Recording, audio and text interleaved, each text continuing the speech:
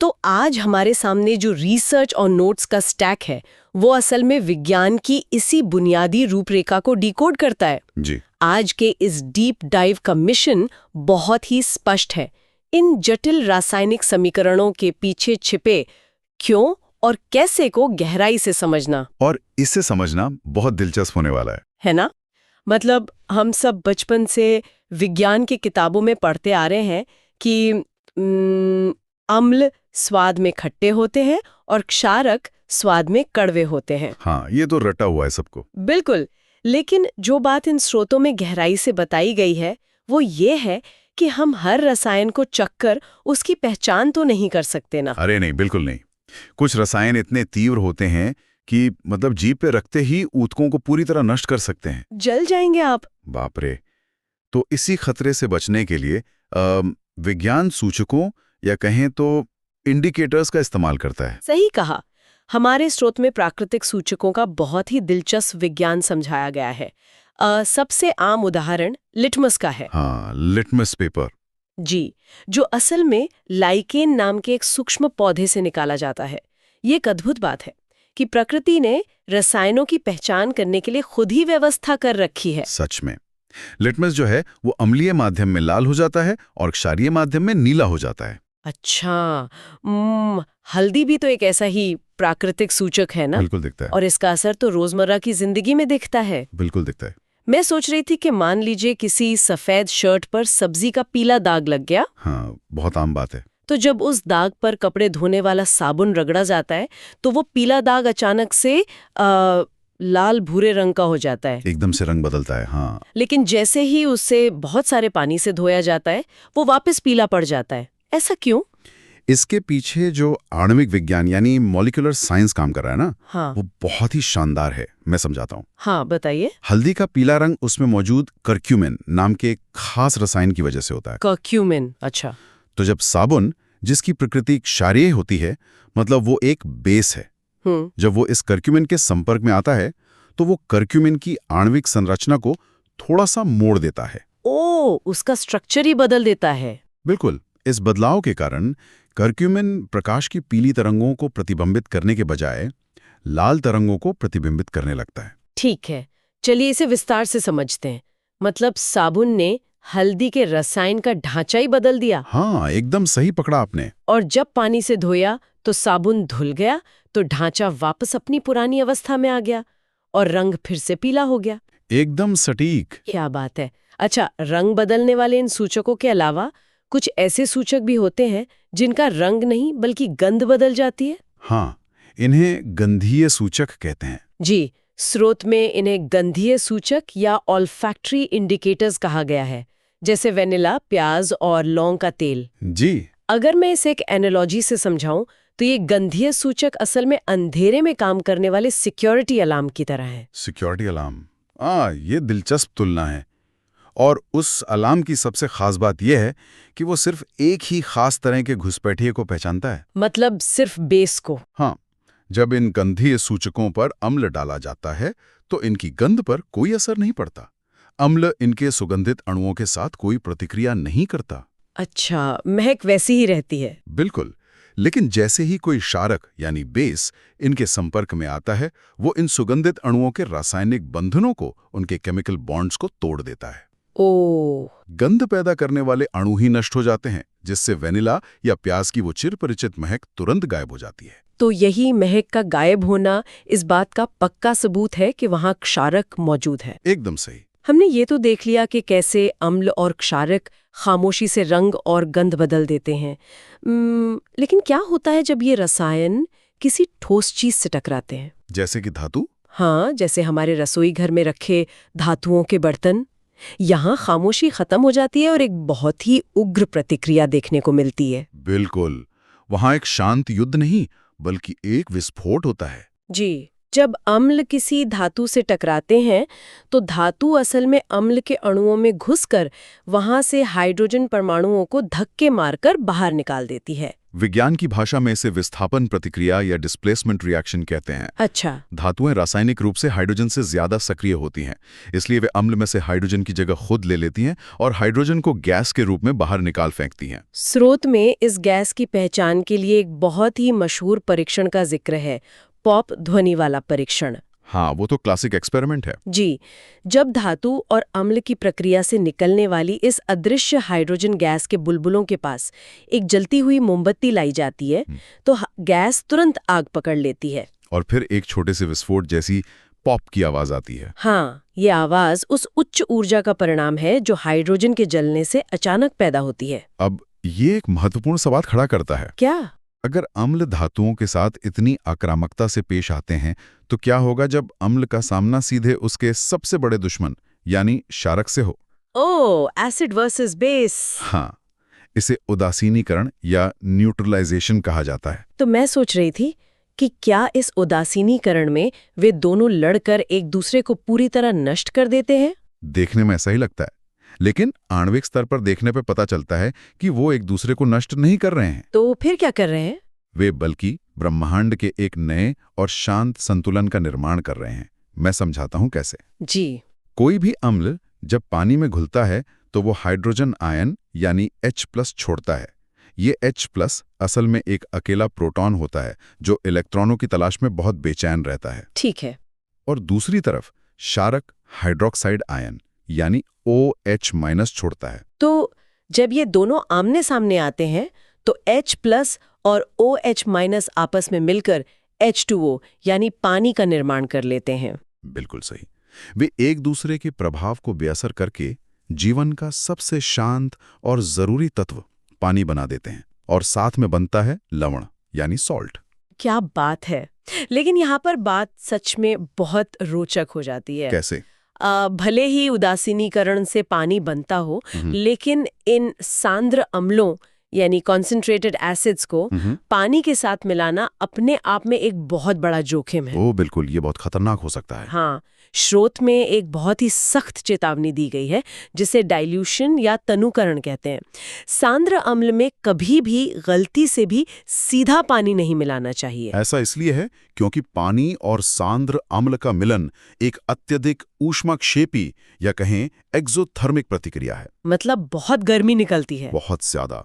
जब पानी का अणु अम्ल के अणुओं को तोड़कर आयनों में अलग करता है तो पुराने रासायनिक बंधनों के टूटने और नए बंधनों के बनने की इस प्रक्रिया में भयानक मात्रा में ऊर्जा मुक्त होती है। बाप रे। यह ऊर्जा गर्मी के रूप में बाहर निकलती है। अगर मैं इसे रोजमर्रा की जिंदगी से जोड़ूं तो ये बिल्कुल वैसा ही है जैसे किसी गरम खौलते हुए तेल की कढ़ाई में अचानक पानी की बूंदें डाल दी जाए। एकदम सटीक एनालॉजी है ना?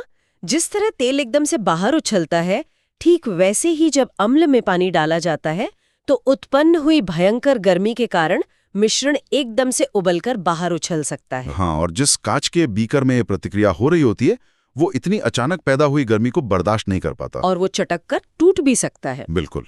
इसी खतरे को टालने के लिए नियम ये है कि हमेशा ज्यादा मात्रा में लिए गए पानी के अंदर बहुत धीरे धीरे बूंद बूंद करके अम्ल मिलाना चाहिए। पानी में अम्ल, न कि अम्ल में पानी। जी, और उसे लगातार हिलाते रहना चाहिए। इससे जो ऊष्मा पैदा होती है उसे पूरे पानी में फैलने और अवशोषित होने का मौका मिल जाता है। बहुत ही जरूरी जानकारी है ये। अच्छा, इन अम्लों और क्षारकों की ताकत मापने के लिए जो पैमाना इस्तेमाल होता है वो भी बहुत दिलचस्प है। pH scale. हाँ। आयन है। ये 0 से 14 तक का स्केल है। जी, जहाँ बीच में 7 है। हाँ, जो पूरी तरह से न्यूट्रल या उदासीन है, जैसे शुद्ध पानी। 7 से नीचे जाने पर अम्लीय ताकत बढ़ती है और 7 से ऊपर जाने पर क्षारीय ताकत। और यहाँ एक बात गौर करने वाली है कि ये pH स्केल केवल एक सीधी रेखा नहीं है बल्कि एक लॉगरिथमिक स्केल है। लॉगरिथमिक मतलब? इसका मतलब है कि pH में सिर्फ एक अंक की गिरावट अम्लीय शक्ति को 10 गुना बढ़ा देती है। एक सेकंड, सच में 10 गुना? हाँ, pH 5 pH 6 से 10 गुना ज्यादा शक्तिशाली अम्ल है। तो इस सब का मतलब क्या है? जब स्रोत बताता है कि हमारे पेट के अंदर जो हाइड्रोक्लोरिक अम्ल बनता है उसका pH लगभग 1.2 होता है, तो ये तो डरा देने वाला आंकड़ा है। 1.2 pH बहुत ही ज्यादा अम्लीय होता है। वही तो, ये अम्ल इतना ताकतवर है कि धातुओं को गला सकता है। फिर हमारा अपना पेट इस अम्ल से जलकर राख क्यों नहीं हो जाता? यह एक बेहतरीन सवाल है। ऐसा इसलिए नहीं होता क्योंकि मानव शरीर के विकास ने इसका एक बहुत ही मजबूत सुरक्षा तंत्र तैयार किया है। अच्छा। पेट की भीतरी दीवारों पर म्यूकस यानी बलगम की एक बहुत ही मोटी और सुरक्षित परत होती है। यह परत पेट के नाजुक ऊतकों को इस घातक अम्ल के सीधे संपर्क में आने से रोकती है। ओ, तो म्यूकस हमें बचाता है। हाँ, लेकिन पेट में इतना खतरनाक अम्ल चाहिए ही क्यों? यह 1.2 pH वाला अम्ल इसलिए जरूरी है क्योंकि यह भोजन के जटिल अणुओं को तोड़ता है और खाने के साथ शरीर में प्रवेश कर गए हानिकारक बैक्टीरिया को तुरंत नष्ट कर देता है। समझ गई। लेकिन जब कोई व्यक्ति जरूरत से ज्यादा खा लेता है या अत्यधिक मसालेदार भोजन करता है, तो पाचन तंत्र को लगता है कि उसे पचाने के लिए और ज्यादा अम्ल की जरूरत है। बिल्कुल, और तब पेट में अम्ल का उत्पादन बढ़ जाता है। और जब ये अतिरिक्त अम्ल म्यूकस की सुरक्षा परत को पार करके भोजन नली की तरफ ऊपर चढ़ता है, तब इंसान को भयंकर सीने की जलन और अपच का दर्द होता है, जिसे हम एसिडिटी कहते हैं। ऐसे में जो इलाज इस्तेमाल होता है वो फिर से रसायन विज्ञान के उसी उदासीनीकरण या न्यूट्रलाइजेशन सिद्धांत पर आधारित है। दर्द कम करने के लिए एंटीसिड लिया जाता है ना? बिल्कुल। जैसे मिल्क ऑफ मैग्नीशिया। हाँ, मिल्क ऑफ मैग्नीशिया रासायनिक रूप से मैग्नीशियम हाइड्रोक्साइड है। अच्छा। ये एक दुर्बल क्षारक है, यानी एक वीक बेस। जब ये पेट में पहुंचता है तो ये वहां मौजूद उस अतिरिक्त और नुकसानदेह अम्ल के साथ प्रतिक्रिया करता है। और क्योंकि ये एक क्षारक है, ये अम्ल के H+ आयनों को अपने OH- आयनों के साथ मिलाकर पानी में बदल देता है। एकदम सही। अतिरिक्त अम्ल बेअसर हो जाता है और दर्द गायब हो जाता है। शरीर के अंदर चल रहे इस रासायनिक संतुलन की तरह ही प्रकृति में बाहर भी संतुलन का एक शानदार तंत्र काम कर रहा है। प्रकृति का तंत्र तो हमेशा से अद्भुत रहा है। जी, स्रोत में नेटल और डॉग पौधे का जो उदाहरण दिया गया है, वो इवोल्यूशन और रसायन विज्ञान का एक अद्भुत संगम है। यहाँ जो बात सबसे दिलचस्प है वो ये है कि कैसे प्रकृति किसी जहर और उसकी दवा को एक ही पारिस्थितिकी तंत्र में एक साथ विकसित करती है। जी। नेटल एक जंगली पौधा है जिसने खुद को शाकाहारी जानवरों से बचाने के लिए एक रक्षा तंत्र विकसित किया है। इसके पत्तों पर छोटे छोटे सुई जैसे बाल होते हैं। उफ। अगर जंगल से गुजरते हुए गलती से त्वचा इन बालों से रगड़ खा जाए तो ये बाल त्वचा के अंदर मिथेनोइक अम्ल या फॉर्मिक अम्ल इंजेक्ट कर देते हैं। हाँ, ये वही अम्ल है जो चींटियों के डंक में भी होता है। तभी इतनी जलन होती है। ये अम्ल तंत्रिका तंत्र के दर्द ग्रहण करने वाले रिसेप्टर्स को एकदम से सक्रिय कर देता है, जिससे मधुमक्खी के काटने जैसी भयंकर जलन होती है। लेकिन इस जलन का इलाज अक्सर उसी नेटल पौधे की जड़ों के पास उगने वाले डॉग पौधे में छिपा होता है। पास में ही। बिल्कुल। डॉग पौधे की पत्तियों में क्षारीय रसायन होते हैं।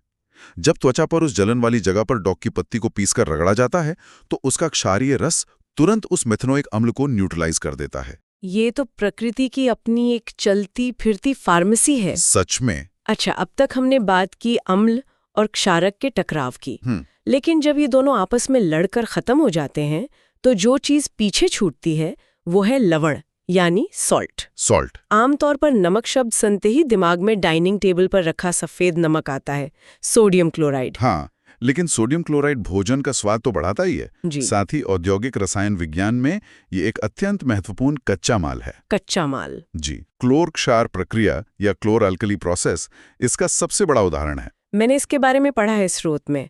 इस प्रक्रिया के पीछे का जो विज्ञान है वो बहुत ही जबरदस्त है। आप ही बताइए इसके बारे में। तो होता क्या है कि नमक को पानी में घोलकर एक खारा घोल बनाया जाता है जिसे ब्राइन कहते हैं। जी। लेकिन सोडियम और क्लोराइड के बीच का रासायनिक बंधन इतना मजबूत होता है कि उसे आसानी से नहीं तोड़ा जा सकता। बहुत मजबूत होता है, इसीलिए उस घोल में से बिजली यानी इलेक्ट्रिक करंट गुजारी जाती है। बिजली? हाँ, बिजली की वो प्रचंड ऊर्जा पानी और नमक के अणुओं को जबरदस्ती चीर कर रख देती है। इस टूट-फूट के परिणाम स्वरूप 3 नई चीजें जन्म लेती हैं। कौन कौन सी? सोडियम हाइड्रोक्साइड जो एक बहुत ही शक्तिशाली क्षारक है, दूसरी है क्लोरीन गैस और तीसरी हाइड्रोजन गैस। ओह, तो इसी क्लोरीन गैस का इस्तेमाल करके बाद में विरंजक चूर्ण या ब्लीचिंग पाउडर बनाया जाता है। बिल्कुल। यह पाउडर पानी में मौजूद कीटाणुओं की बाहरी झिल्ली को नष्ट कर देता है, जिससे पानी पीने लायक बनता है। और इसी नमक के परिवार से एक और ऐसा रसायन निकलता है जो हर रसोई की शान है, बेकिंग सोडा, बेकिंग सोडा? यानी sodium hydrogen carbonate. Baking soda तो खाना पकाने के तरीके को पूरी तरह से बदल देता है। इसे ऐसे समझा जा सकता है कि बेकिंग सोडा किसी भी केक या ब्रेड के आटे के अंदर एक माइक्रोस्कोपिक गुब्बारा फैक्ट्री की तरह काम करता है। गुब्बारा फैक्ट्री, ये उपमा अच्छी है ना? जब बेकिंग सोडा को आटे में मिलाया जाता है और उसे ओवन की गर्मी मिलती है, तो गर्मी की वजह से बेकिंग सोडा का अणु टूट जाता है। जी।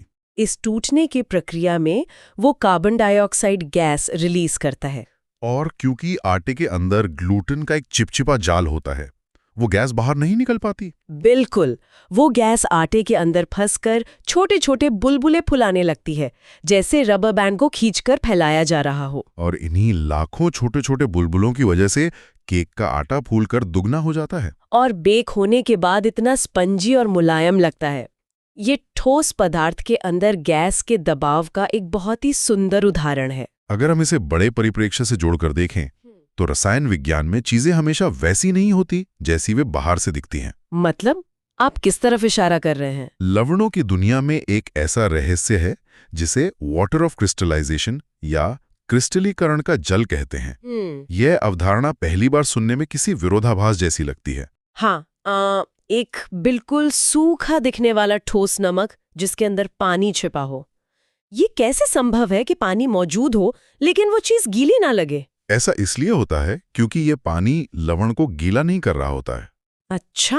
यहाँ पानी के अणु एक तरह के स्ट्रक्चरल ग्लू या अदृश्य ढांचे का काम करते हैं। Structural glue? हाँ, वे लवण के क्रिस्टल के अंदर एक विशेष ज्यामिति यानी ज्योमेट्रिक आकार में फंसे होते हैं। पानी के ये अणु क्रिस्टल की जाली को एक साथ पकड़ कर रखते हैं। ओह, स्रोत में कॉपर सल्फेट का उदाहरण दिया गया है, मुझे याद आ रहा है। जी बिल्कुल। कॉपर सल्फेट के क्रिस्टल गहरे नीले रंग के और बहुत ही सुंदर होते हैं, लेकिन जब उन सूखे क्रिस्टलों को एक परख नली में डालकर नीचे से आग पर गर्म किया जाता है तो वो ढांचा ढहने लगता है। गर्मी उस स्ट्रक्चरल ग्लू यानी पानी के अणुओं को भाप में बदल देती है और जैसे ही पानी क्रिस्टल से बाहर निकलता है, क्रिस्टल का वो मजबूत ढांचा टूट जाता है। तो रंग का क्या होता है? जो चीज बचती है वो नीला क्रिस्टल नहीं बल्कि एक बेरंग सफेद रंग का पाउडर होता है। पानी जाते ही रंग और आकार दोनों चले जाते हैं। जी। लेकिन अगर उस सफेद पाउडर पर वापस पानी की कुछ बूंदें छिड़क दी जाएं, तो वो रसायन तुरंत उस पानी को सोख लेता है, अपना ढांचा फिर से खड़ा कर लेता है और वापस नीला हो जाता है, एकदम चमत्कार की तरह। और इसी सिद्धांत का एक बहुत ही चमत्कारी उपयोग चिकित्सा विज्ञान में भी होता है, प्लास्टर ऑफ पेरिस के रूप में। ये वही सामग्री है जो टूटी हुई हड्डियों को जोड़ने के लिए प्लास्टर के रूप में चढ़ाई जाती है। इसे रासायनिक रूप से कैल्शियम सल्फेट हेमीहाइड्रेट कहते हैं। इसे प्लास्टर ऑफ पेरिस इसलिए कहा जाता है क्योंकि 18वीं सदी में फ्रांस की राजधानी पेरिस के पास जिप्सम के विशाल पहाड़ और खदानें खोजी गई थीं। जी, जहां से इसे दुनिया भर में भेजा जाने लगा था।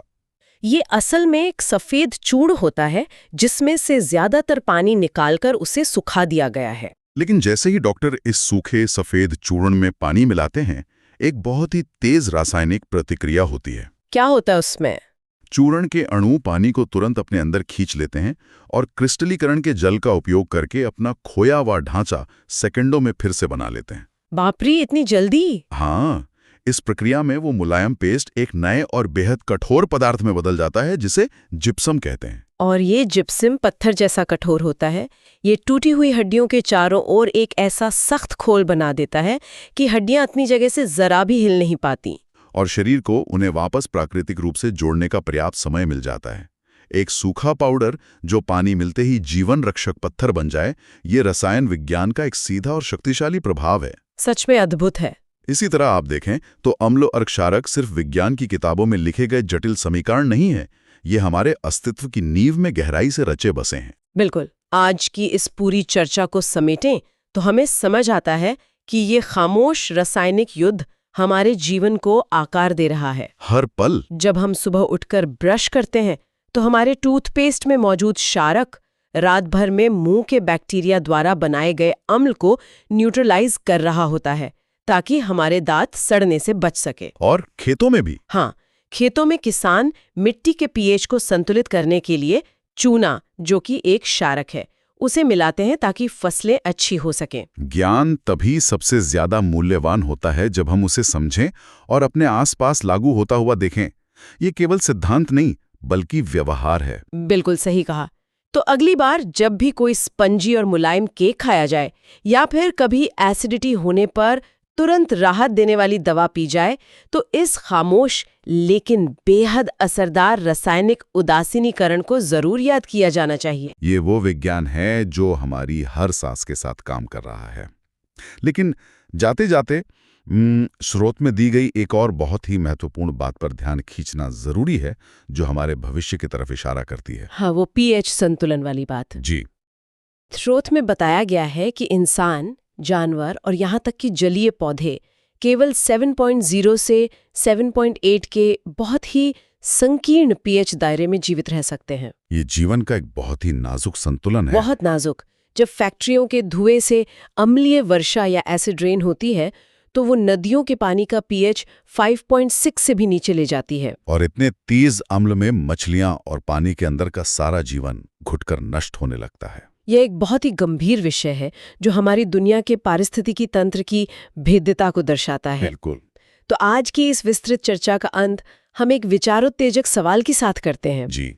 अगर जीवन के लिए पीएच का ये संतुलन इतना ही नाजुक है, सिर्फ 7.0 से 7.8 के बीच, तो हमारे वायुमंडल में लगातार बढ़ती कार्बन डाइऑक्साइड गैस के कारण जब पूरी दुनिया के महासागरों का पानी धीरे धीरे उसे सोखकर कार्बोनिक अम्ल बना रहा है, तो भविष्य में क्या होगा? ये सोचने वाली बात है। जब महासागरों का पानी लगातार अम्लीय होता जाएगा, तो ये पूरी पृथ्वी के पारिस्थितिकी तंत्र के अस्तित्व को किस तरह बदलकर रख देगा?